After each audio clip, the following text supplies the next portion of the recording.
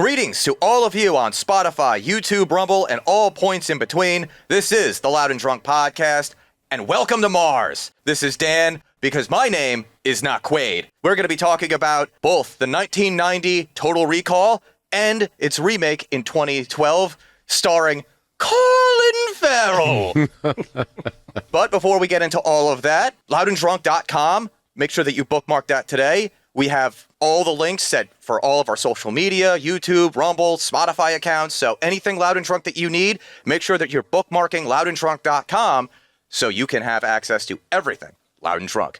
Moses, I know you had a little bit of an issue, accessing the Total Recall movies. So I personally think that it's one of Arnold Schwarzenegger's best movies. What do you think? I did have some, what were they called, like mental issue embolisms, preventing me from remembering the films. The original I had seen a bunch of times as a kid, but I didn't have a total recall of it. So I needed to rewatch that. You know he was up all night working on it. No, I just saw it today, and it was only half. But and that other one, that remake, is it's a film.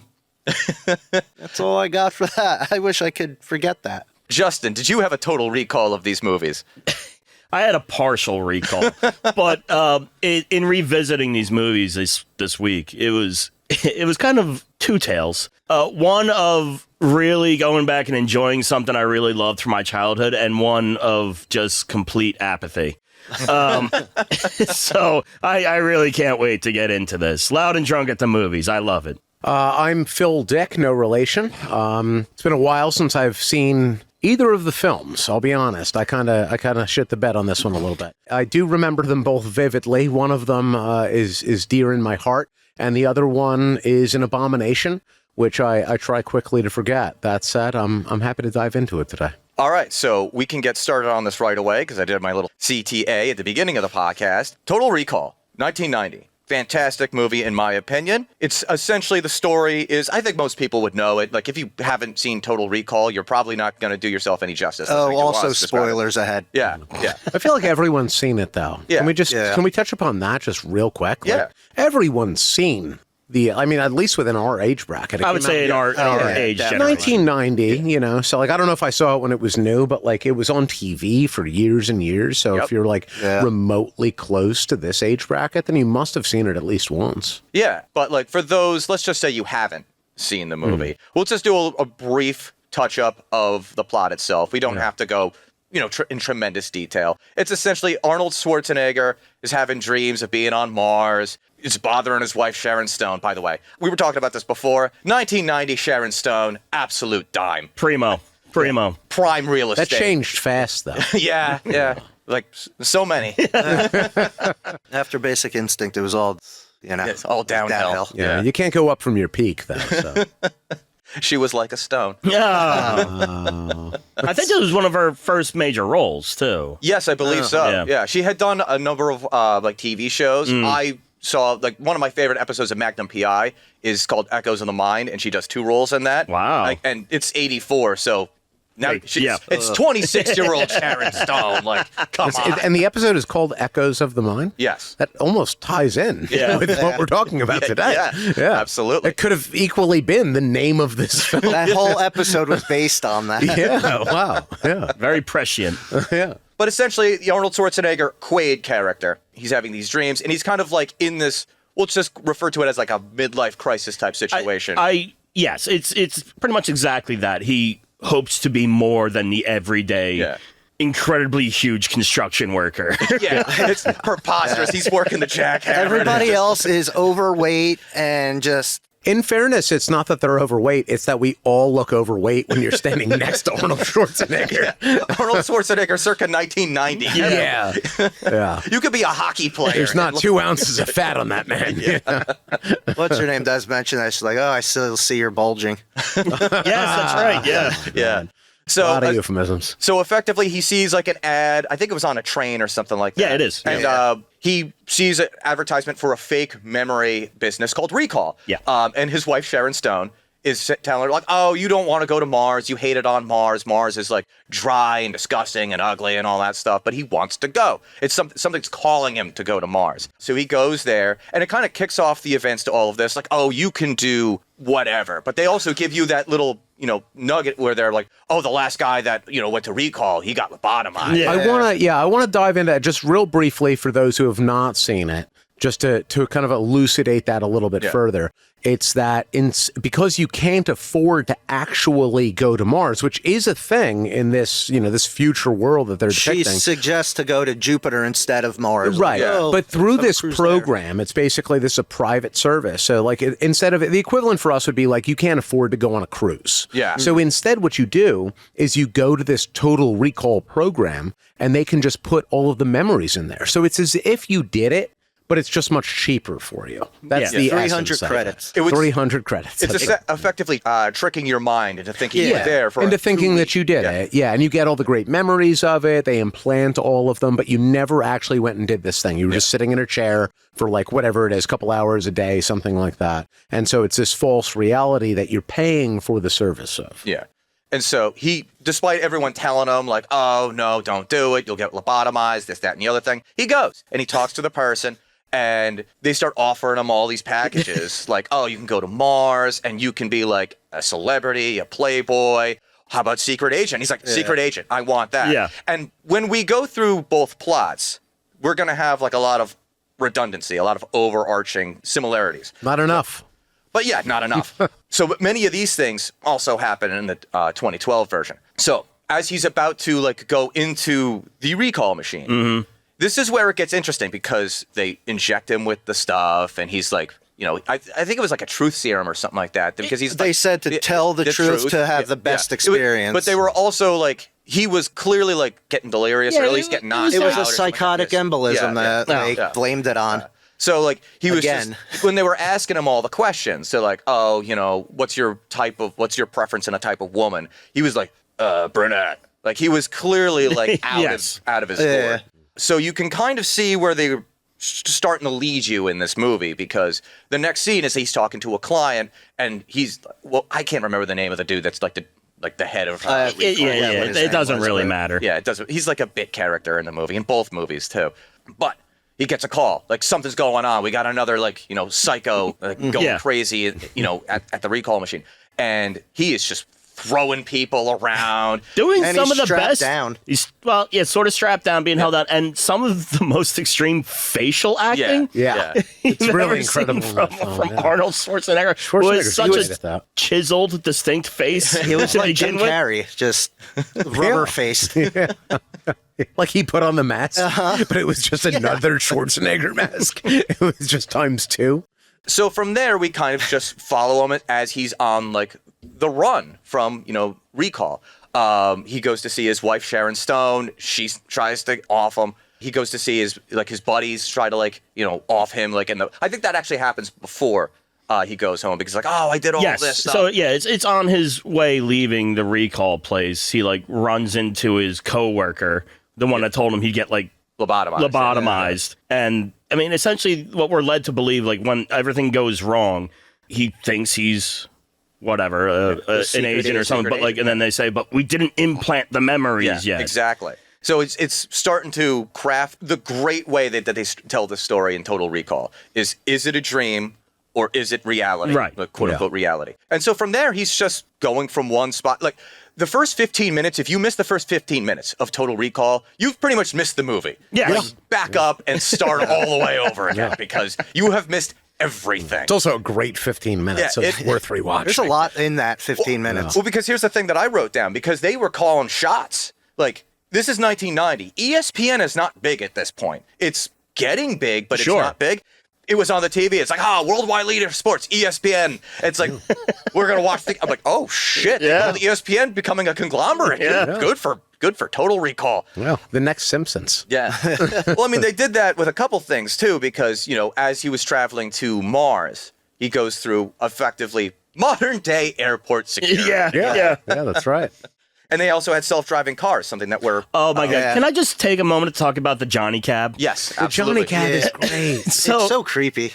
Basically, these cabs it's a very strange looking robot with like a human veneer painted on it. Yeah. And it talks to you and stuff, and it just kind of rotates in the front and whatever. That's what drives. It's supposed to be like a cab AI type deal. Mm-hmm. And it is so fucking fugly. Yeah. It is the most like disturbing. Its essence itself is body horror to me. Yeah. I remember being a kid watching that movie, being like not quite terrified, but really like disgusted in general. Isn't that funny though? That like you're saying that like as a child that's how you perceived it. Yeah. And now if you rewatch that, it just looks like the reality that we're quickly approaching. And it's like it's still disturbing, but like you don't really like bat an eye at it. Yeah. You know, it's just here we are in Total Recall. So like that's what I said too in one of my notes. It's like we just live in Total Recall. Yeah. This is just life. So immediately when he gets on the run, he jumps into the back of one of these Johnny Cab things, and it's talking to him, and it's like, tell me where to go. He's just like, Jaws, go! Yeah. And he ends up ripping the robot body off of its pedestal. Yeah. But fortunately, the Johnny Cab has a joystick to drive it. Yeah, that's right. Oh, I forgot that. Yeah. And it's just so bizarre. It's and as it like because he stiffs him, like he's like, oh yeah, that'll be like 18 credits, please. Yeah. And he walks out and he's like, sue me. Yeah. Well, the And movies it of goes that crazy. time period. And it just drives like right into him and then explodes. And then you can see all of like the plastic or whatever melt away on the Johnny. Oh, right. It has like a freak out where it's like face lights up Yeah. and it's like it's possessed for a second. And it's legit goes like, ah! Well, keep in mind, this is the same director as RoboCop. So yes, it's Verhoeven. Yeah. that's why we're getting a lot of this. No, absolutely. But going through the entire plot, we don't really need to do that. No. In terms of because honestly, after that first 15 minutes, you don't really have a moment to go take a piss. No. It's like scene after scene after scene after scene. You're like, it's an hour and a half, almost 2 hours. Yeah, I'd say somewhere in that area. And it really just like it hits you like, holy shit, the movie's over. I really did not see. I didn't have a moment. It was like, I hate saying it because it's so hacky, but it was kind of like a nonstop action-packed thrill ride. It really was, though. Yeah, you're right that's very cliche to say, but it's accurate. In this movie, it's accurate. One of the things, though, I do want to touch upon, but we can get into it when we're exploring more of the Total Recall 2012 aspect of it, though, is that dream versus reality aspect, because when we see the ending of the 1990 film. I know I'm jumping ahead. Oh, no, there's going to be a bunch of this, I know. Really isn't a whole lot to dissect. We could dissect like certain scenes, like the escalator scene we were talking before we started recording. Yeah. And it was like, I had that moment from The Simpsons. Stop. He's already dead because this body is just a shield. That's not how the human body works with bullets, by the way. But it's great. And also another part of that movie that's great, it got a lot of flack for it. It's just the kill count. Oh, yeah. Arnold was just like ripping things off the hinges and murdering people with it. It was just preposterous, but so great at the same time. It was fantastic. And I will say this, though, as absurd as that is, and as delightful as it is, when it's Arnold Schwarzenegger doing it, again, everybody looks fat compared to him. So if you say to me that like Schwarzenegger lost his mind and like walked into a room filled with random people and murdered like 15 other human beings with minimal effort, I would say that's believable. I could see that scenario. Maybe not now. He's a lot older now, but I could see that as being a plausible scenario. Colin Farrell is a different story for me, but we can approach that. Yeah.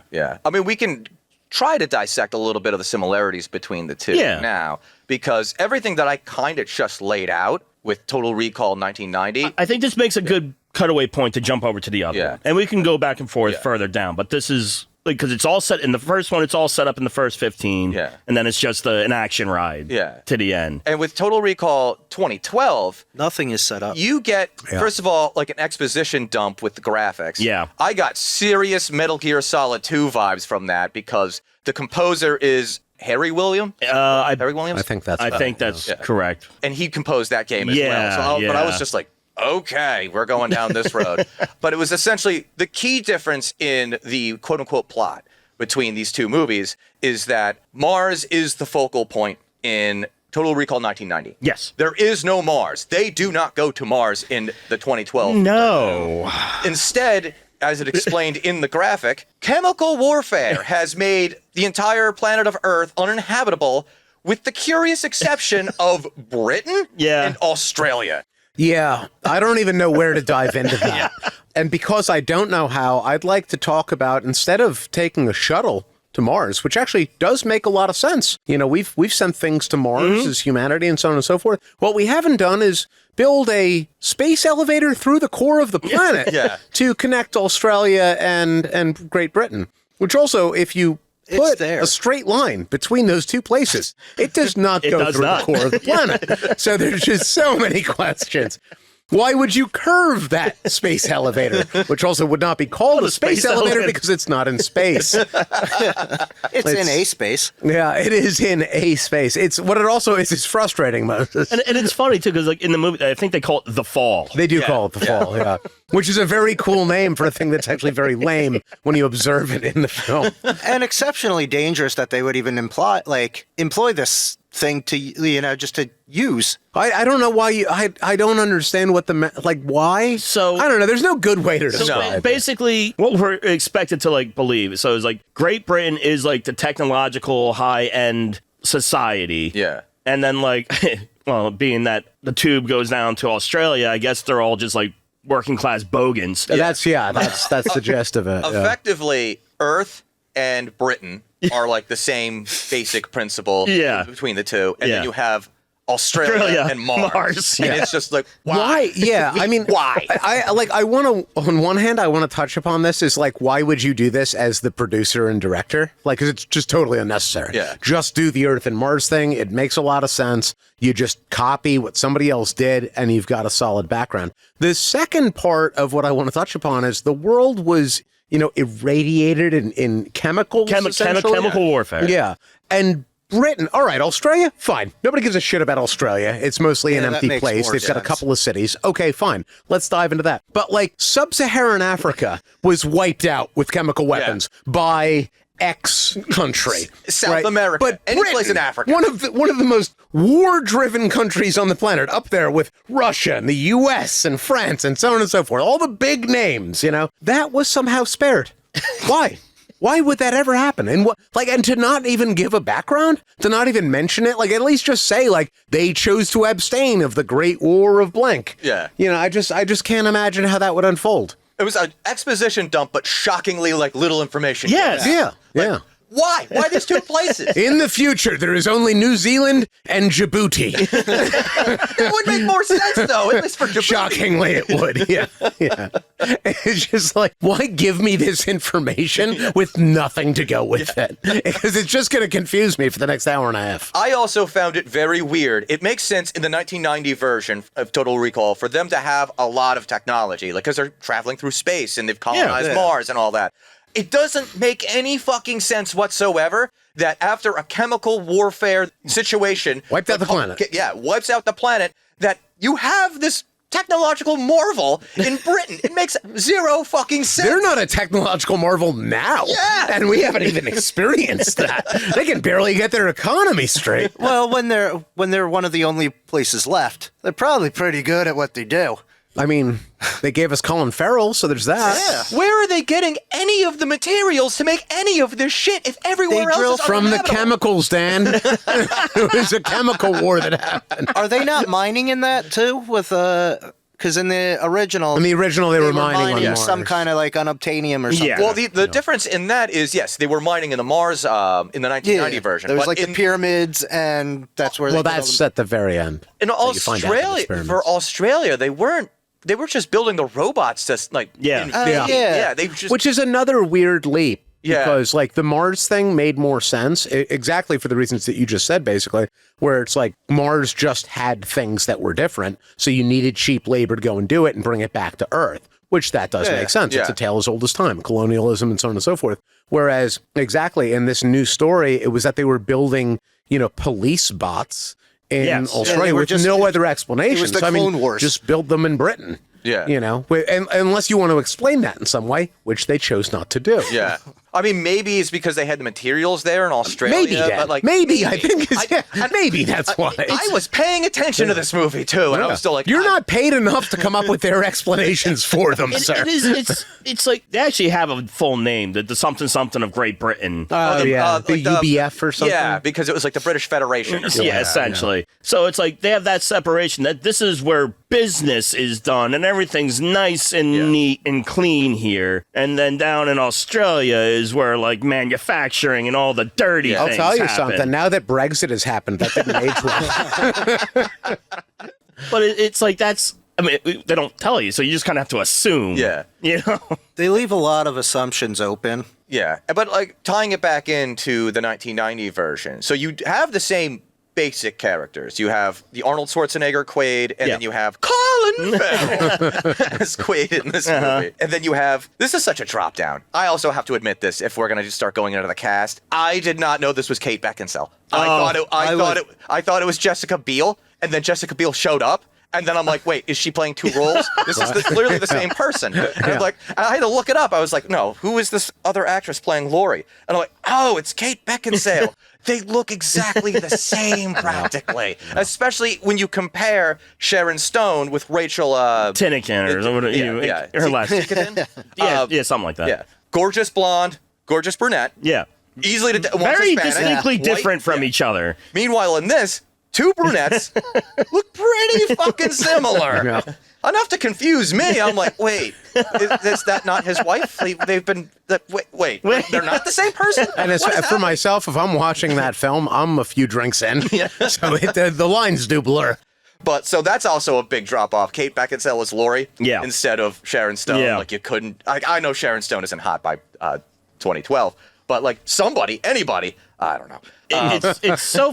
I love it. I just have to drop back in with another little on the rewatch. Sharon Stone is all just Tybo kicks in the first movie. All right, it's like the type where like the foot comes from off screen up into the air type kicks, which is a very like 80s, early 90s things that I just love. I didn't know I loved it, but in retrospect, I really love it. And like every woman back then wore like those yoga pants that have like the little thing that like keeps them from like running up your leg kind of scenario. Yeah, the high socks over to that. They're just built for combat. Yeah. There were simpler times then. But yeah, talking about characters, so like one that kind of gets merged, like Richter from the first movie, Michael Ironside. Yeah. That character does not exist, and it essentially got put into Laurie for the... Yeah. It was weird to me that they did that because it takes away from, in the 1990 version, when Sharon Stone's Laurie dies. Yeah. When Arnold Schwarzenegger kills her. There's that moment where Richter looks down and he's like, I'm going to get this motherfucker. Well, that's because like that's Richter's lady. Yeah. So you take away from that completely because now you've just turned Laurie into both of these characters. And like the version that can't die. Yeah. Like, Richter dies like towards the end of the movie. Yeah. But the Kate Beckinsale character is the last one to fucking die. Yes. Like even after, and I'm going to say this already, fucking Cohagen is played by Bryan Cranston. Yeah. And it is criminal. Yeah. How little screen time Bryan Cranston gets because he is chewing the scenery in every second that he's on screen. He is absolutely like, yep, he's just Heisenberg in this. And because literally this is when he's making Breaking Bad. This is when this movie came out, and like they got him for like the X amount of time. They threw a hairpiece on him, and he does what Bryan Cranston does. He chews it up, but he's not really there that much. No, and it's disappointing too because like if you have a Bryan Cranston as your villain, holy God, use him. For the love of fuck, use him. Don't use Kate Beckinsale for the entirety of the movie. Giving these little quips, they're like, you're not even going to give me a kiss goodbye. Like, Jesus. And she's also like, it seemed like she was the only one that got quips. I think so. She has the closest relationship with that director. Yeah. Because he did all of the Underworlds. Yeah. And that's all she's ever done. And not for nothing, Colin Farrell can't do quips. He can't do anything.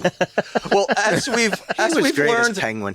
As we've learned with the Roadhouse remake, anyone can do quips, but can you do them well? Yeah, all right, that's fair. Somebody can feed you lines. Yeah.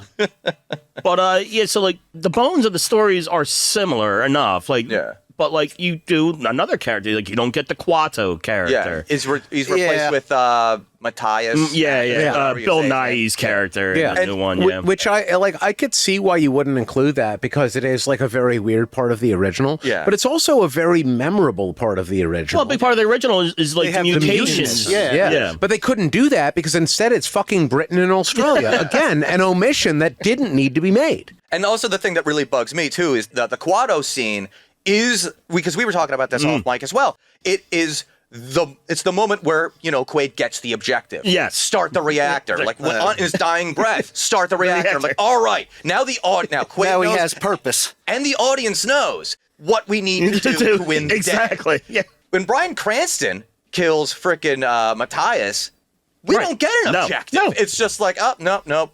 And they do the whole reveal at that point, too. It's like, we got another 45 minutes in this movie, bro. Like, where's the swerve at the end? And here's another thing, too. So, obviously, Keith Beckinsale from the Underworld movies, Brian Nighy from the Underworld movies as well. Yeah. Oh, right. Yeah, he played, like, the elder vampire fucking thing. So, it's like, he just brought in his Underworld people into this movie. Well, that happens often, too, Yeah. because, like, what was it? Like, Christopher Nolan, bring people. Oh, Yeah. famously, like Dark Knight, Yeah. Inception, and all that. So it makes sense. And it also always those works casts are the same. 100% of the time. What were you saying, Moses? Most of those two casts are the same. The Batman and Yeah. In Inception. Inception. Yeah. You just replace Christian Bale with Leo DiCaprio. Yeah. that's I think the only swap. It's a good move, too. Yeah. Well, honestly, they should have had Leo DiCaprio be Batman. That would have been so much better. He wouldn't have done that role, but that would have been better. He would have been a better Bruce Wayne. You know what? Let's just shift gears on this podcast. Let's go over to that. Going back to that producing thing. Yeah. All right, so mirroring the two movies, Colin Farrell. It doesn't get old hearing you say it. I definitely have to sneak in that fight into this episode. So his Quaid is having the same basic principles of the midlife crisis, but instead, this is the little bit of a difference. Arnold's is thinking of going to Mars. He wants to go to Mars. Yes. He needs to be on Yes. Mars. Yeah. Colin Farrell is really essentially just having a midlife crisis. Yes. He is just like, ever want to play piano? And like, what was it? Oh yeah, Bokeem Woodbine. Yes. He is his buddy Harry in the movie. yeah. And he's just like, motherfucker, what are you talking about? You want to play piano? I think that's what makes it, in some ways, I guess, maybe a little bit more interesting and believable with the original. You're looking at Arnold Schwarzenegger. It appears to be like, he's working kind of a bullshit job, kind of otherwise has everything, though, and yet he's drawn towards this, like, fantasy that's built into his mind, and he doesn't know why it's there. So That's is the thing. it his? In the first movie, he is so explicitly drawn to Mars. Yeah.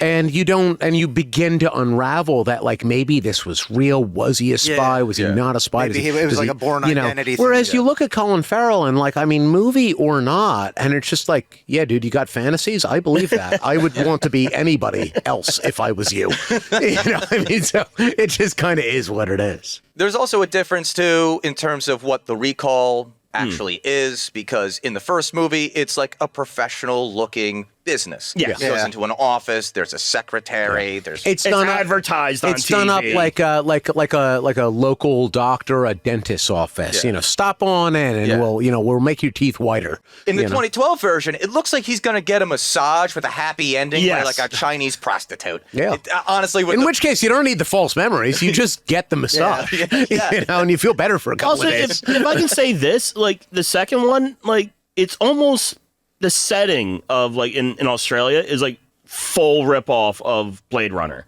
Yeah. I think that's actually just what Australia's like. I've never been there, but that is my understanding. Blade Runner ripped off Australia. Yeah. Or at least in the setting where he's going to the 2 recall and stuff like that. Yeah. So he has the same basic thing happen to him. Yeah. He goes through the whole thing. The one key difference is that he gets this little peace symbol stamped on his arm, which I forgot this. It will come up later on and totally destroy the end of the movie. Yeah. And that's when, like, I guess the UBF or whatever the heck it is, when the cops show up. No. They're like, Yeah. oh, we got to get you. And he kills all of them, and he runs over to frickin' Kate. Let me check my notes again. Kate Beckinsale. To like, essentially, it's the same basic scene that Arnold had More or when less, he went to go see Sharon Stone. And from there, it's not even a nonstop action-packed thrill ride like it. It's just like it's going from, essentially locale to locale, kind of like Arnold did, but it's like, I don't know. It's very the momentum sterile. is crazy because it like runs and then it stops. It like screeches to a halt. Whereas just like the first one's just like a ride and you're having a great time. Yeah. There's no real character to the setting. No, because So it's just there. it's a generic dystopian Yeah. future, but it's also at the same time like super like hyper technologically advanced, but also you can't live anywhere other than these couple of places. Right. I come at it from this perspective, since you guys rewatched this just a bit more recently than myself, the remake, that is 2012. And for myself, the from the very first time to whatever the most recent time is, since I missed out on that part of it, it's that it's enormously immemorable. There's in the original film, it was exactly that. Like, I can tell you scene by scene, more or less, what occurred in that, because it was, as it was described, it was a ride, you know, and you were on it, and one thing led to another, and it kind of kept you in it. The scenes changed. There was different interesting aspects to each one of those scenes. When I first watched the remake, I was like, this is just like a bunch of CGI, like so many films are, where it's just like you're basically, you know, to call back to Blade Runner, you're just giving me things that worked in Blade Runner, and I've smashed them up with this original storyline with no real, you know, context, no character, no base. Yeah, you're essentially marrying Blade Runner and the original Total Recall and calling it an original movie. Yeah. Another one. So, like, obviously in the first one, there's this famous scene of a hooker with 3 breasts. Yeah. They forced that into this new movie. Like, My God. Yeah. They really were trying to walk this balance of trying to appeal to people who like the 1990 version, but just doing so in such a way that is so poorly mismanaged. And I will give you a great example of it. One of the best scenes in the 1990 version is when, I don't know the name of the actor, but the guy shows up to like the hotel room and he's explaining to him like, you're having like a mental breakdown right now. Oh, yeah. He's like the construct, the doctor construct that shows up with Sharon Stone. And he's explaining like, you need me to get you out of the situation. He gives him like the red pill. And so like, you got to take this to wake up and do all that stuff. And then, you know, has the little bead of sweat. Yes. And that's when Arnold's like, nope, this is real, dead. I love that with the remake. I love that, you know, we talk about, as we were before we started this episode, what the producers were thinking when they make these films, when they make these remakes. And I both love and am so insulted by that they basically looked at the original and they were like, listen, there's a lot of real fans of this film. We can't completely butcher it. You know, so like, we're going to butcher it anyway, but like, what can we do to like get them off their tractors to see it? Yeah. And they were like, 3 tits. We don't need to do anything else. The only reason anybody likes this is because one person has an extra boob. And as long as we put that in there, it's like, don't get me wrong, that is like an entertaining part of the original film because it's very unique. But it's like, you just throw that in there and it's so on the nose as to what, like the way in which I'm being condescended that I was almost upset to see it. So in the 2012 Total Recall, that recall scene is in like an office building. It's like in the lobby floor or whatever. And it's, checking my notes again, Bokeem Woodbine. He is the one that goes in. So it's not a completely new character. No. It's his buddy. And I'm like, oh yeah, we're all here at Recall, this, that, and the other thing. And the thing that kind of ruins it, first of all, using the same character. There's a lot of like merging of characters in the remake. He also has Molina, Jessica Biel, with him the entire time, talking him down at the same time, like, this is fake, this is not what's actually happening, you are not in Recall, this is real right now. And I'm like, that completely defeats the purpose of the scene. Yes. The whole point of the scene was for people to approach Quaid and say, no, you're dreaming right now and we need you to wake up because your wife is here and she's very worried. And it's supposed to keep the audience being like, what is real? Yeah, what is real? Yeah. Is this the dream? Yeah. And it's the whole context of the story. Yeah, and when you introduce the other character saying, no, this is real, I'm like, so it's fucking real. Yeah. Yeah, why else would you have that? Yeah. And the thing that really makes it dumb, too, instead of, checking my notes again, Bokeem Woodbine, when he doesn't do anything. No. So, you know, dude in the original, he perspires. Yeah. Just a solitary, bead of sweat. Rolls down his head, dead. It's actually Jessica Biel who tears up. That does it. I'm like, that's not so impactful. In the first one, it's so that character, that doctor character, the whatever, he's like supposed to be his guide out or whatever.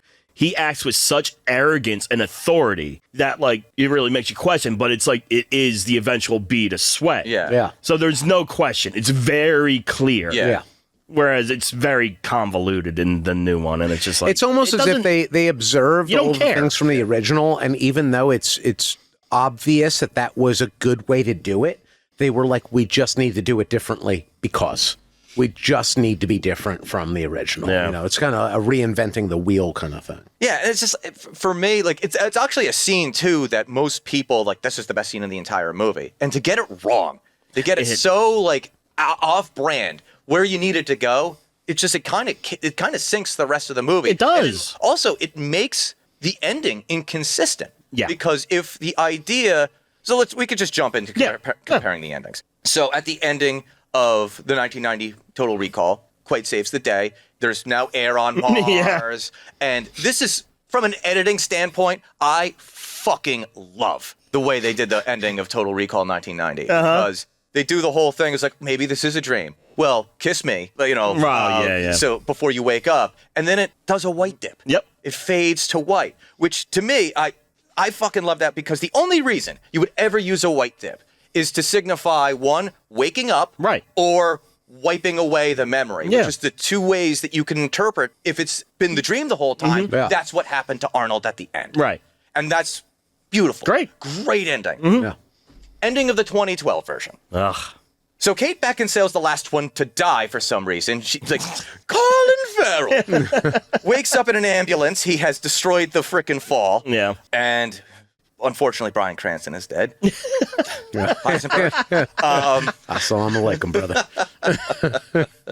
And so he kills, like, she's wearing that little fucking, like, you know, virtual mask thing. Yeah. Disguising herself as Jessica Biel. You wouldn't need that for me. I couldn't tell them apart.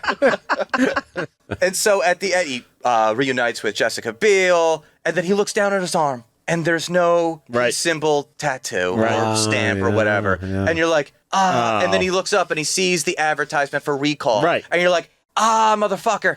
This was the dream. You son of a bitch. You just ruined everything. Yep. Because to me, one of the most important parts of the entire story of Total Recall is that it is the quintessential call to adventure. Yeah. Guys having a midlife crisis. Let me go out into the world and experience something different, even if it's an artificial memory. Sure. But when he's doing the artificial memory thing, he doesn't want it. He just wants the organic fucking experience. It goes out and does all this stuff, finds the new love, you know, saves the planet, all that stuff. When you turn it into the dream, and you're explicitly now saying, it's the fucking dream the whole time. I hate that. In every iteration of it, where it's like laid out to you so plainly, it ruins it. It's like, fuck, come on. Yeah. And also the classic trope of just bad movie endings is always, it was all a dream. Yeah. The whole time. Yeah, it's the most hacky, TV show. Like, who did that? It was Who Shot JR? Dallas. Dallas, yeah. It's all of the things. It's like the biggest, like, fuck the audience type, you know. But in fairness, Dan, I mean, as soon as before the movie even came out, and like you knew that you were fucked the moment that you saw Colin Farrell was the lead. And, you know, we all watched it. Yeah. We're all a little bit masochistic in this way. You know? I will say that despite the fact that the 2012 movie is massively inferior to the 1990 version, of all of the remakes and sequels that we've watched for this podcast, it's the best one so far. Wow, that's a bold statement. It's not as offensive as I think that's the way I would put it. It's not as outwardly offensive to the senses. Because I said, for me, it was like apathy. We had Roadhouse the remake, which was just my soul left my body watching that fucking movie. But see, that's just it, though. So then I'm going to go in a different direction with it. And you hit the nail on the head for what I'm going to criticize right there. You're saying that this remake of Total Recall, it didn't elicit this hatred that these other films that we've talked about and reviewed have, right? That instead only elicited apathy. But that's exactly where I would bring it. It's that the opposite of love isn't hate. It's apathy. like Roadhouse, the remake, got something out of me. I'm not miserable that I watched it. But I mean, when I watched the remake of Total Recall, I've literally just wasted an hour and a half to 2 hours of my life. Nothing came of that. We're only talking about it now because we're doing a whole episode about it, but there is nothing else to be gained. And this movie was forgotten by time, and it's only a few years old. It is an abomination. Like 10 years old. Yeah, it's only 12 years 10, old. 12. But The saving grace for me, if you have Bryan Cranston in the movie, and he's actually like not phoning it in, he's actually trying to do a good job. Well, he always tries to do a good job. Yeah. So that's already one-upping Roadhouse the remake, and especially Independence Day 2. Because oh, right, I forgot about that too. Because like Bryan Cranston, he's just being Heisenberg. He's just doing a great job being the villain. Like, he's got a monologue now, and he's going to explain to Colin Farrell that they've been friends this whole time. And what you're describing to me is how great that short would have been on YouTube. Oh yeah, at least it has that moment. Whereas Roadhouse the remake just has a chicken fight. That's it. The chicken fight was great. I don't care what you say. What is that character's name? I always forget his. Cohagen? Cohagen. Yeah. So in the first one, it's Ronnie Cox. Yeah. And he does a really good job, He does a really good job, too. And he's brought over from RoboCop. Yeah. Because he's like the executive lead or whatever. Yeah. And, oh, God, what's OCP? the name? Yes. Yeah. OCP. And, like, for that time and for that role, he does that shtick very well. And, like, I love what I miss. Obviously, like, Cranston didn't get a lot of time in the second one, but there's none of that play. Like, in the first one, it's all the play between Cohagen and Richter and stuff like that. Yeah. And there's just none of that in the second one. Yeah, because it doesn't make any sense, because in the first one, he doesn't tell Richter why they're going. Oh, no, Richter's his dog. Yeah, he doesn't want Richter to know why he wants Quaid alive. Right. And he literally says, like, halfway through the movie, he's like, I don't give you enough information to think. Exactly. Just follow my fucking orders. Yeah. Whereas in the 2012 remake, Bryan Cranston over the phone just tells Jessica Biel, like, this is why we're going after him. We need him alive. It's like, what the fuck would you do that? You were supposed to be Cohagen. You're supposed to be this malicious fucking villain. Like, no, I'm so evil. I don't even tell you, dick, about why this guy needs to be alive. What's the other alter ego of Quaid? Something with an H? Hauser. Hauser. Yeah. So, like, in the first one, like, you get this, like, it's making you question because it always does this flip-flop thing, and where like Michael Ironside's character doesn't know. Essentially, Hauser is like a double flip-flop, flim-flam thing that's going on. Him and Cohagen are like BFFs and shit like that. Yeah, that's the swerve. Yeah. And he fucked that up in the original too, because it's just Bryan Cranston telling him, we're buddies. And he could be lying the whole fucking time for all you know. Right. But like in the original, it's literally Arnold Schwarzenegger telling Arnold Schwarzenegger, yeah, no, we're boys. This was a trick the whole fucking time. We got you. You got by me. Which is you. Which is you. You're your own grandfather. And it's like, I can't remember exactly how he says it, but when you have the Hauser on video talking to Quaid, he uses these like pet names for his like, oh, buddy, or like pal, or like all these things. And I'm like, it's just so weird. That reminds me, too, of there's these connections between these two movies, obviously. The scene where he's pulling the tracking device out of his face. And that's actually a really good scene in compared to the scene where he has the hand phone. Oh, the hand phone. Which is the hand phone. Oh, my God. The dumbest. Why do you have a hand phone? Yeah. Literally. Just put it in your goddamn face. Light up in the palm of your hand. Anyway. Like, how stupid. Or just hold the phone. And it's something stupid because he can like put it up against glass and it like, Yeah. it's so stupid. Yeah. And then he just smashes a bottle, and then that's how he gets it out. It's like, That's all it takes. yeah, that's surgery with a shard. Whereas the effect, like the practical effect in the first movie of It's him amazing. Yeah, that's essentially going up ripping his nosh like an something It's like insane the size size of a golf ball. a golf ball out of his nostril. Yeah, it's really incredible to watch. The nostril. Even though you know it's just like special effects, it's amazing. It is visceral. It really is visceral. Well said. one thing I also wanted to bring up, too. We pretty much kind of tackled a good chunk of this. If you guys remember anything else, feel free to bring it up. But like, I kind of wanted to get into essentially why make this movie. It seemed to me like they made this movie almost as like an apology at the same time, because I was looking at some of the I didn't read the reviews. It's just a little bit of like the nuggets of the reviews on Wikipedia for the 1990 version, and it got some flack for, first of all, being too violent, which it's an action movie. Right. What the fuck do you want? Yeah. It's a Verhoeven movie. It's going to be extra violent regardless. But also, they were going after the idea that it was misogynist because the female characters were slutty, and like, because they were like, it was like the strip club or whorehouse situation. Yeah, essentially, yeah.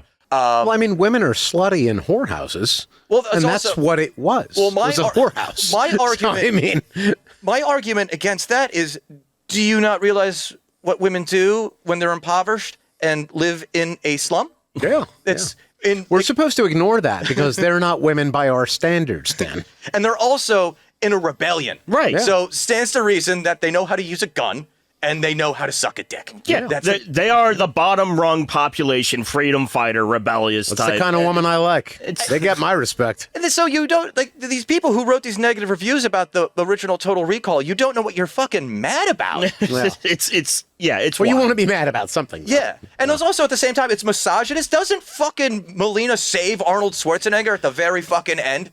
Yeah, I believe that that's the opinion that many people have, because that is not surprising. But at the same time, I actually thought that was, in many ways, that was kind of it was an even-keeled kind of story of women's empowerment as well. Because towards the end of the film, when the women basically when everybody rebels, everybody who's, all the mutants and everybody who's subjugated and so on and so forth, it's certainly very, it appears to be, as a viewer, steeped in equality. Yeah. It's certainly not like it's not men doing one thing or women doing the other thing. No, it's everybody. They're all freedom fighters. Yeah. And in fact, the oppressive government, that was entirely made up of an official, an organized army, which typically is made up entirely of men, as was the case in the film. But the rebels who were fighting them were made up of a mixed group. You had all sorts of different people in there: color, religion, gender, so on and so forth. So. And Sharon Stone caught him. Yeah. She knocked Arnold Schwarzenegger out with one of those fucking Tybo kicks. Yes. Yeah. So it's like you're bitching that it was misogynist. Why? Because Sharon Stone didn't win? Yeah. It's because the women were attractive. Oh, yeah, that makes sense. So, like, the fight in which, like, Sharon Stone Laurie gets killed in the first one, Yeah. I think she, like, kicks him in the nuts, like, 4 times in that fight. It's all these, like, high-faced Tybo kicks and then nut kicks and punches. Yeah. If you're a chick the size of Sharon Stone and you're fighting Arnold Schwarzenegger, you gotta use what's in front I of think you. that's what most people would do if they're fighting Arnold Schwarzenegger. Absolutely. I'm all Especially about nut in the kicks for that. 90s. He'd still kick my ass. Also, I would say this. I don't think the movie was the original, and I'm just thinking about this now. It's not flattering towards anybody. No. Not really, Even no. Schwarzenegger. I mean, it's like, obviously, like, he's the hero of it, but, like, it's not flattering towards anybody in the least bit. But also, it's fairly, like, we'll use the term progressive, because what's the first question they ask him when he's going into recall? What's your sexual orientation? Hetero. Oh, there you go. Yeah. Yeah. It was, and this is 1990. Yeah. You weren't allowed to tell people that. And, it's another, and it's just, I'm glad I, like, actually watched this fairly recently, because, like, when he says hetero, like, the intake nurse, whatever, She has she a gets that look. giant smile. Oh, on her yeah, face. exactly. Because you looked at Schwarzenegger and thought that he was gay. I mean, I guess that's a thing, He is in great shape and dresses well. So that actually, now that I'm thinking about it out loud. Yeah, there's just so many, like, interesting things in the first one, and, like, I'm glad I went back. It's truly a movie that I'm glad that I went back and watched again, because it brought me a lot of joy. Yeah. And that's the point of it. Yeah. It's an action movie. Yeah. Let me deviate real quick while we're talking about that. I consider that Total Recall to be a top 5 Arnold Schwarzenegger movie. I would agree. For me, it would be like T2 and Predator, like maybe tied for 1. They're battling it out for the top spot. And then you got Terminator 1. That's solid 3. It's not going anywhere. And then you got Total Recall and Running Man that are. Running Man is great. Yeah. Running Man is great. I would disagree with you on T1 because I agree that it's a great film, and without it, you don't have T2, which I agree with your placement there. But T1, he's not really Schwarzenegger. It doesn't have a lot of the Arnoldisms. Yeah, he's not Arnold in that. He's doing a great job. The movie is very good, etc. It's more Sarah Connor driven than he's it is not for, Arnold. like, him. He's not the Arnold that we all know and love. That's true, but that's also, as far as I know, that was his idea. It doesn't matter whose idea. He wanted the Terminator to be more robotic, because the way it was originally supposed to be is that it was just like an assassin that could slip in and kill a person An and get away. infiltrator. Yeah, basically T2. Yeah, basically T2. It was supposed to actually be T2, but they didn't have the technology to do it at the time. Right. The reason I would go T1 as a solid 3 is just because, first of all, of the impact of the movie, but also I just think that movie is really underrated in terms of like, how good it is. Yeah. And also at the same time, Running Man and Total Recall, to me, that's kind of like tied. They're like battling out for 4th place. And they're such, like, even though their storylines are vastly different, they're both set in dystopian futures. Yeah. they have the same feeling to them. Yeah. And at least for myself, they have the same feeling to them. I would agree with that. Yeah, and I think they're both fun in the same way. I personally prefer Running Man just because it's like, basically, if Total Recall is a nonstop joyride, as I believe it was said, then Running Man even more so. Yeah. It's just nonstop, and if you're cognizant of the time period, then there's a lot of faces in there that you recognize. It's just a fun fucking 80s, 90s movie kind of thing, Well, that's also why I have a hard time putting one over the other, because they're both like, Total Recall is fun because Arnold makes it fun. Yeah. It's the same basic premise for Running Man. Exactly. And you can make the same, argument, though that's why they should be above Terminator 1, and fair enough. But like, Arnold plays just a great robotic assassin in that. He does, Like, yeah. He does. And He really that's, does. and that's the beginning of the I'll be back thing to begin with. So I think he just does. And T2 I love. I won't disagree with you on that. Yeah. And yeah, Predator, you can't. That would be a podcast in and of Billy. itself. Get to the chopper. Predator versus Terminator 1, like, I couldn't give you the answer on that right now. I'd have to watch both movies like 3 times in one day, honestly. No. But it's like, I don't know. Do you guys... They elicit... Predator produced more governors. Well, Jesse Ventura was also in Running Man, so... That's true. God damn it. Oh, fuck, he was. Yep. Yeah. He was Captain Freedom. Yes. Yeah. And we never got... Yeah, he had, that- what, a chainsaw in that? What's that? No, he No, had no. the electricity, right? No, No, he no. actually never fought Arnold. No, no, They did the fake fight, like the digital... Yeah. That's right. Where yeah. where he kills like a fake Arnold to make Yeah. sure that everyone stops paying attention, so they can just yeah. get Arnold. At the end. Classic psyop bullshit. Yeah. Putin strikes again. We would we know nothing of that in these modern times. But do you guys fairly agree with that, or would you kind of swap out some movies in that top 5? I'm more or less, as the top 5, yes. Going back to what you just said between, I guess it was, oh, goodness. Running Man and Total Recall? No. In regards to the first Terminator movie. Predator and Predator. Yeah. They kind of do different things for me. Yeah.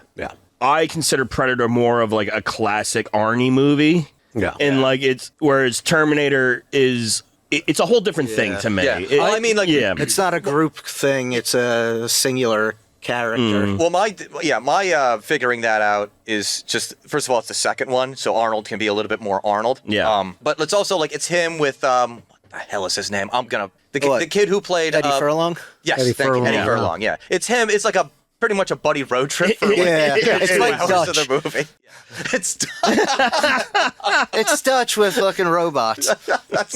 that is an awesome way of putting it. Also, Dutch is a good movie too. I love that movie. Yeah, the movie's great, but that's also just trains, planes, and automobiles. Yeah. Just but with a kid instead of Steve Martin. That was well played. Yeah, that was very well done. But yeah, you are right in terms of it just being more of like an ensemble cast. Too, Yeah. 'cause you got Carl Yeah. Weathers and Jesse Ventura and all that. You have Bill Duke. He does a great job in that movie. Yep. I don't think that I'll ever, whenever I think of Predator, and I think that it's Bill Duke, correct me if I'm wrong, of all the great scenes in that, I there's know so exactly many. where you're going with this. When he's shaving. Oh, yeah. Oh my God. It's just like, it's so zoomed in. You can see his pores and he's like pouring sweat like he's made out of a waterfall. And then it just, and then he breaks like the razor in his face. And I saw it as a kid and I'm just like, God damn, I don't know why this means something to me. And I don't know what it means. Well, it's because it's like he's doing it it's like a self-soothing thing. Yeah, exactly. It's cathartic. And yeah, he's just like, not dry because he's sweating so much. yeah, right. Yeah. Last thing he's doing Warm is in that dry. jungle. So I didn't know exactly where you were going with it because I thought you were going to go with the Bill Duke scene where he's like, you just done fucked up, right? Yeah. Also unforgettable. I'm just, even though I don't know that this belongs anywhere in there, I'm just going to put it out there. It's just maybe a movie that you guys should revisit at some point. Maybe we do a future podcast about it. But the movie Eraser. Oh my God, I would love to go so hard on that movie. we all forgot about the movie Eraser. Do we contrast that with another movie like that? I don't know what you would contrast it with. Well, there was There's another You're one. tempted to say True Lies, and I assure you that you're wrong. No, because There's another movie I think he was in. Or maybe it was Stallone that was like, it was the same movie, just swapped the stars. I mean, this is just like I'm an assassin who was an assassin for somebody else, and now the company that was hiring me to be an assassin no longer wants me alive. But also, and this is their throw into it that makes it unique, is that there's a fancy gun which actually has existed for a super long time, that can just like see through walls and such. Well, the thing is, it's like, which we totally have. That's existed since like the 80s. It's just thermal vision. For the filming of, they used knockoff Barrett 50 cal. Yes, they did. Yeah, because it's got that cool fucking what's it called? The vent at the front. vented port at the front. Yeah, vented port. That's it. In the story of the movie, it's their rail guns, portable rail guns. Right, they're portable rail guns, a thing that doesn't exist. And of which, of course, Arnold has to go akimbo with them at the end of the movie. Absolutely. Well, he was using his own personal railgun. Yeah. Wow. Came out of the womb with that thing. And this is untenable to do, but they did make an Eraser TV show a couple years ago. Oh, wow. I did not know that. Yeah. I don't think it lasted long. Who was starring in that? Nobody. That was around the time of in Arnold's career where he was just doing these action movies, but they weren't hitting as hard. Yeah. Like this Last Action Hero. Last Action Hero is a little bit before that, but also like End of Days. Yeah. Yeah. That was Kindergarten Cop? Kindergarten Cop. Well, actually, Kindergarten Cop is right around the time that we're talking about in terms of Total Recall. Yeah. Like I think Kindergarten Cop was a little after. Like 92, like maybe. 92-ish. Like it was after Terminator 2? Didn't he do, he did, so you mentioned End of Days. Didn't he do another movie that was like identical that was called like The Sixth Day or something like that? Yes. No, It was that like was the with same- I know the movie you're talking about, but I don't know if that was Bruce Willis in that. Oh. But I might be getting that mixed really? up with like Sixth Sense. I was been a- thinking yeah, of the movie. I think you are, I think I was thinking of the movie Collateral Damage. Oh, that was another wow. one. I forgot about that one. I don't know if that's that movie though. I like that we were trying to like wrap up the podcast and now we're just like digging a ditch. We're at like 12 feet now, but I you got to enjoy dig up, Commando. stupid. Well, that's actually much earlier in his career Yeah. too, because this is actually a weird time in Arnold's career, like this 1990 time frame, because he's just done Twins, which is a massive success. Yeah, but a comedy. But it was a comedy with Danny DeVito, so it was kind of like off-brand for him to do it. And then he did Kindergarten Cop. Yeah.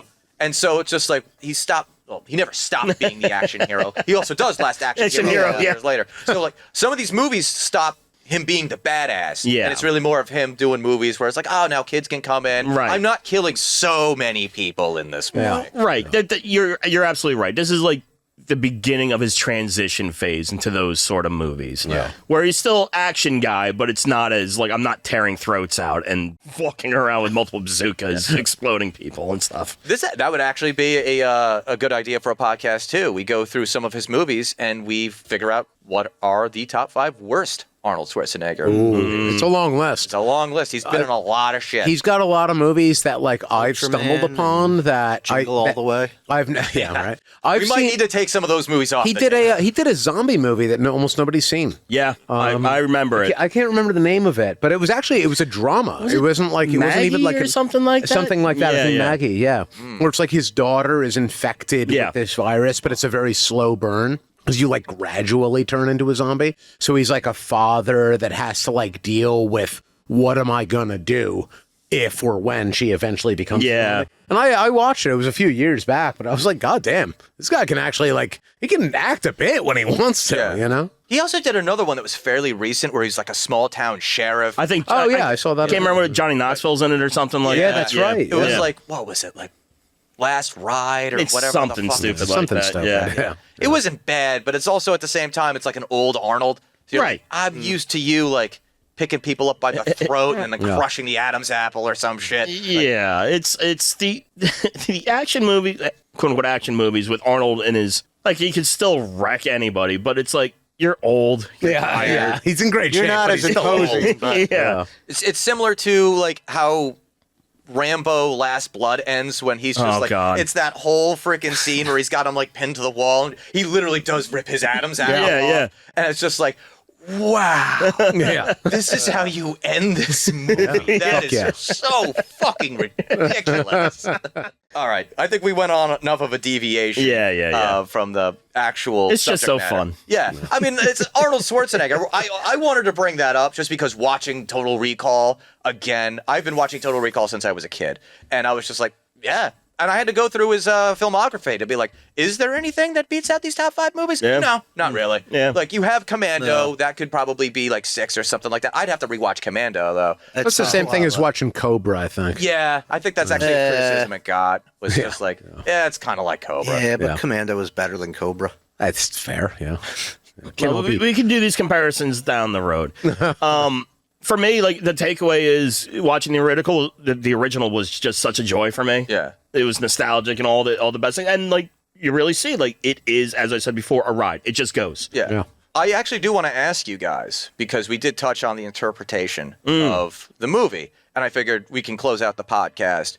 What did you guys think? Do you think that Arnold Schwarzenegger, did you think, well, I mean, it's kind of on the nose with the 2012 version. Did you think that Quaid was in the dream? Do you think he actually did all that stuff?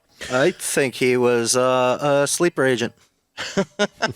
It was just the Bourne Identity, just made in 1990. My sentiment is that the original storyline that it was based off of, the original book and what have you, left it open-ended, if I understand correctly. So my interpretation of the original 1990 film was that more or less the conclusion that the film implied, at least, was that this was real, that it was not just a dream. Also, it's that myself as a viewer, I want to believe that this was real. Yeah. You know, I mean, if you're just going to tell me the whole movie that I just watched, even though I'm just watching a movie, this is not my life, but I just like watched a whole movie and you're just like, oh, it was just a dream. In some ways, that feels like I lost something. Yeah. You know, so I'm tempted to go in that direction, but also I do feel like it was implied by the film. Yeah, I'm inclined to believe with our buddy Philip Dick here. Like, truly, even after his rewatch, I didn't care. Like, and the way I'm phrasing that is like, I didn't go thinking about it long afterwards.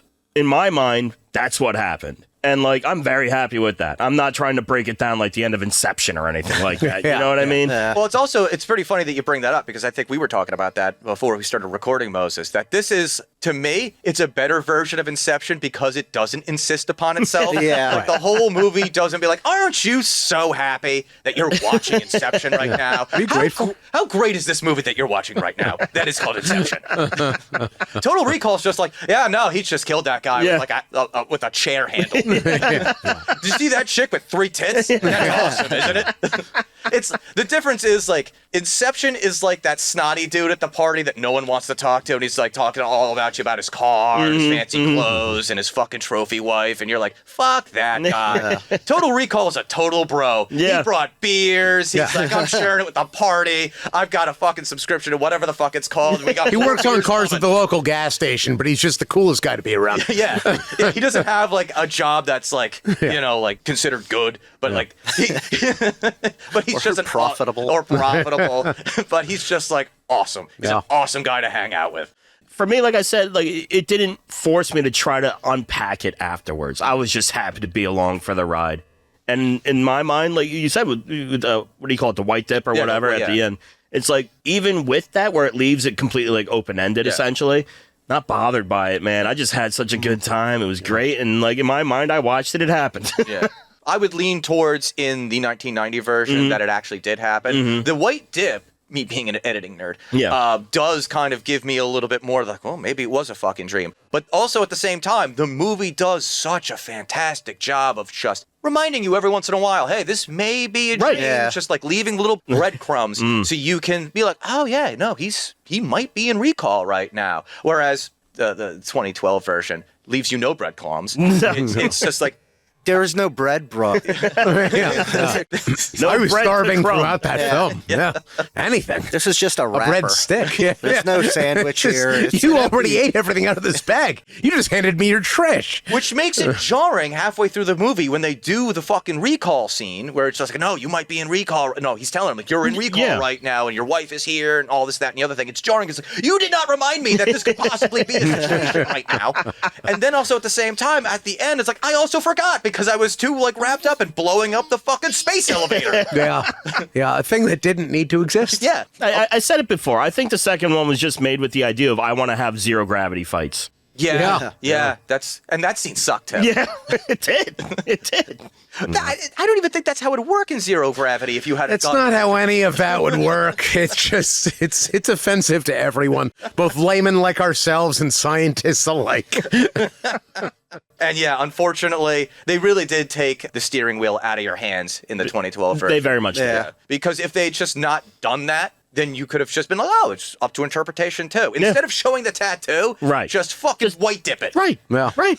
Not to like really beat down on that, but it's like you don't have to spell out so much in that if you're trying to get that.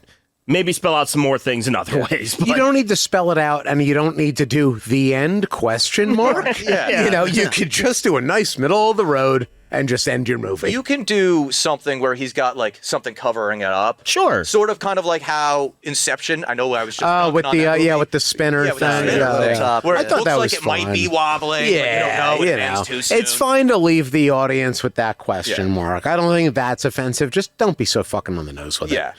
Because that's the whole thesis of the original, where it's like, is it a dream? Is it not a dream? This, that, and the other thing. And when you take it out of the agency of the audience to decipher it for themselves, it's like you're hokey now, and you're just making a fucking crap movie. Yeah. That's in my opinion. Yeah, which is what it was. Yeah, it was a crap movie, but not as bad as Roadhouse the remake. It's fair. And let's revisit that next week for Roadhouse versus the remake of Total Recall. We're going to break both movies down for you. And that's when we have a new guy leading us in, because Dan hung himself in the kitchen. When you're done with that rope, can I borrow it? Just handwritten will and testament. I leave my rope to Moses. You're just going to use the, well, he tied this well enough. Yeah. Or the same news. He would have wanted it this way. That is true. And what I would also like this way is for you to subscribe to this podcast. Leave us a 5-star review. Check us out on YouTube and Rumble. Make sure that you like, comment, share, and hit that notification bell so you don't miss out on any of our content. Follow us on social media. We are at Loud and Drunk on Twitter, Facebook, Instagram, and TikTok. If you enjoyed this podcast, then become a Loud and Drunk supporter at patreon.com/loudanddrunk. I also want to tell you a little secret. If you are listening to this podcast right now and you've made it to the end of the podcast, all of these links are in the description. So you don't have to go anywhere. Dan, don't tell them that. That's our secret. And we got a home base. It's loudanddrunk.com. You can catch up on the podcast there. Check out some merch and all of these links that maybe you didn't find them in the description. I totally won't hold it against you. They're there too. So bookmark loudanddrunk.com today and join us. And you can email us if you have any ideas of what movies we should go to next. Send them in. Moses, that'll be your job to go through the All right. Yeah, what email was that going to? It's on the website. Okay, yeah. So go to loudanddrunk.com and punish us with the, I guess, because honestly, you're probably just going to recommend terrible movies, guys. It's not like you're going to be like, oh, hey, compare Terminator 1 and Terminator 2. No, it's going to be far worse. It's going to be 3 and 4. Honestly, I'll do that. Yeah. honestly, I've got opinions about it. Would probably be Genesis and Dark Fate. Oh no. I'm fine with that. So, for Moses, Justin, and your name was Phil Dick? Listen, Dan, I see now why you cry, but it is something that I can never do. And until next time, Colin Farrell. So I was talking to my wife Dixie the other day, and she was saying that you weren't a very good actor, and I agreed with her. Now why, Colin? Why would we both say that?